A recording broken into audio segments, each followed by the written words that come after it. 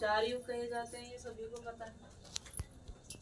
पहला होता है सतयुग, दूसरा होता है त्रेता युग, तीसरा होता है द्वापर युग, चौथा होता है कलयुग। लेकिन हम इसको कलयुग नहीं बोलेंगे, हम इसको संगम युग बोलेंगे या संध्या युग बोलेंगे। वो इसलिए बोलेंगे क्योंकि ये एक ऐसा समय चल रहा है जहाँ ये माना जाता है कि एक कलयुग के अंत में और एक किसी दूसरे युग की शुरुआत के बीच में जो मध्य रख दिया गया है वो है संध्या।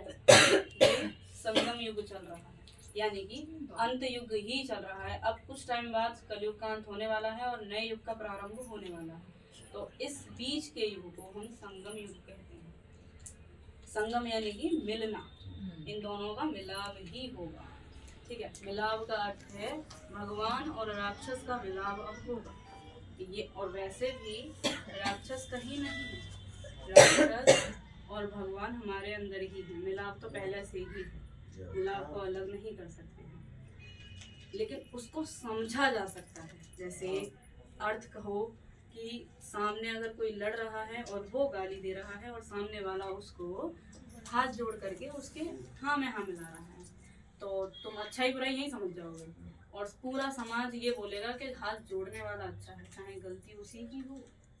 और वो सबको दिखाना चाहता है कि मैं गलत नहीं हूँ।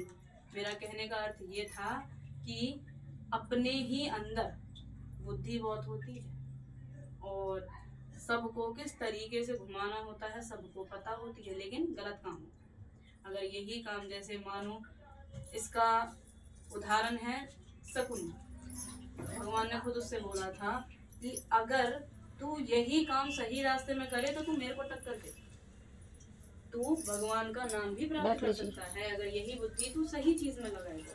जब उसने पूरा विध्वंस करवा दिया तो सोचो भगवान से ही तो टक्कर ले रहा था। भगवान को आना पड़ा सारथी बन के, और उसका सारथी कौन था? शकुनी। तो भगवान को आना पड़ा उस शकुनी के लिए कि अब ये टक्कर तो मुझे दे रहा है, लेकिन उन्होंने एक बात पर समझाने की कोशिश करी थी कि अगर यही बुद्धि तो सही में लगाएगा तो भगवान का नाम भी हासिल कर लेगा।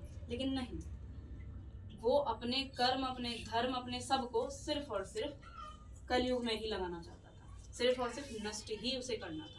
वो किस लिए करना था वो आजकल सभी जानते हैं कि उनकी बहन, उनके शादी हो गई थी उनके साथ, तो उन्होंने प्रण लिया कि ये मेरा प्रण है कि मैं इसका पूरा खानदान बर्बाद करूंगा। और वो शकुनी आज भी हैं, बहुत हैं, सबके दूसरों पर नजर रखते हैं कि मेरा आवाज हो ना हो लेकिन सामने वाले का बर्बाद हो। इसी को कलयुग की स्थापना कहते हैं, जो कि बहुत पहले हो चुकी थी, जो कि शकुनी ने करी थी कहा जा सकता है। क्योंकि जब भगवान के टाइम पर ये समय था तो अब तो भगवान भी मूर्तियों में शामिल है, सामने नहीं है। तो अब तो किसका युग चल रहा है? कलयुग ही पूरे ब्रह्मांड में फैल चुका है। कलयुग मूर्छित पड़ा है, वो जीवित नहीं है, इस पर जीवित भी नहीं है और मरा भी नहीं है। अब मरा क्यों नहीं है? क्योंकि हम उसे मरने नहीं दे रहे।